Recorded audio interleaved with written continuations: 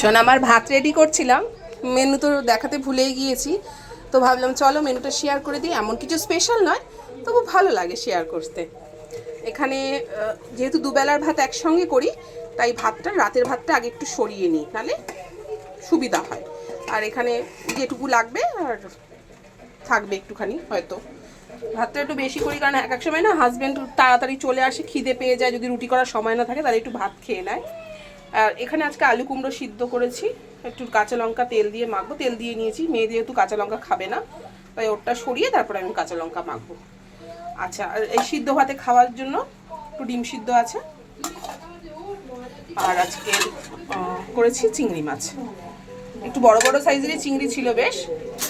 তো কি করেছি, ওই পোস্ত দিয়ে যেরকম করি, একটু আজকে একটু পেঁয়াজ দিয়েছি।